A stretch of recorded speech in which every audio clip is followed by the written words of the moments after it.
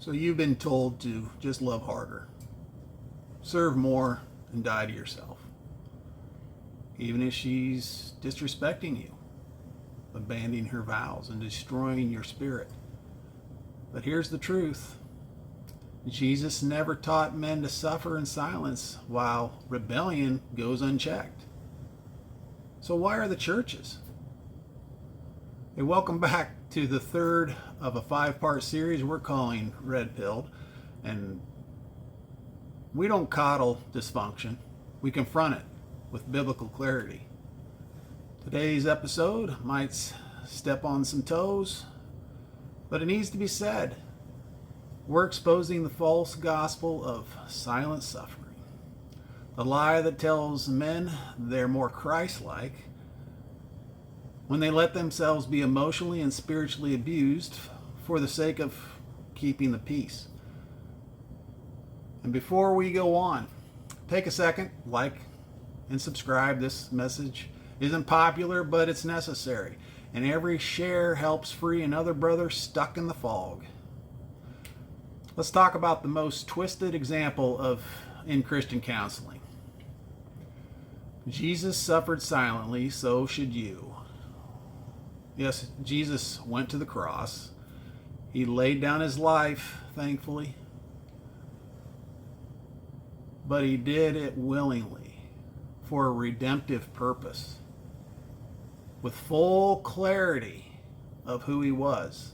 He wasn't confused, manipulated, or emotionally blackmailed. He didn't stay silent with the Pharisees. He didn't enable sin in his disciples.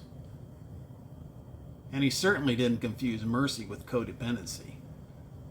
When men are told to suffer like Christ while their wives break covenant, walk in rebellion, and weaponize victimhood, they're not following Jesus. They're following a twisted version of him, made up by passive leaders who are too scared to confront real sin. I mean, they're saying, just serve her, just love her, just wait. I mean, does any of this sound familiar? Servant leadership doesn't mean putting up with abuse. It doesn't mean losing your voice. It doesn't mean reduced to a shell of the man God called you to be. Biblical leadership means loving in truth.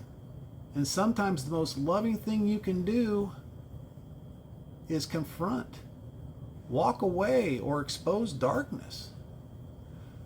There's a reason Paul didn't keep showing up where he wasn't received. There's a reason Jesus said, shake the dust off your feet. Servant leadership doesn't mean self-erasure. It means using your strength to align with truth. I mean, let's make this plain.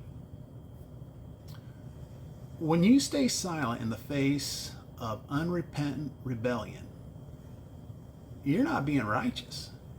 You're being complicit. Here's what enabling looks like.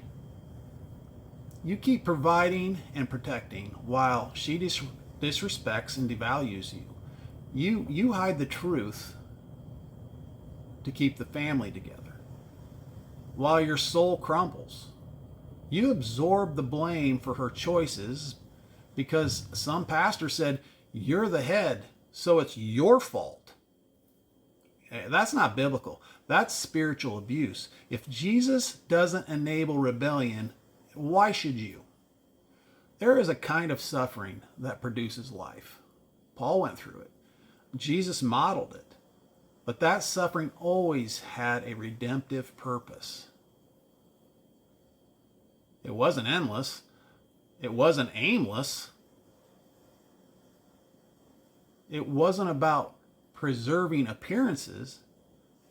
Destructive silence, on the other hand, is what keeps men in bondage, bound by guilt, bound by false teaching, bound by their fear of being judged. Redemptive suffering leads to life. Destructive silence leads to death. If your silence is protecting rebellion, it's not Christ-like, it's cowardice.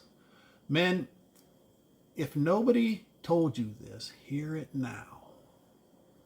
God gave you a voice for a reason.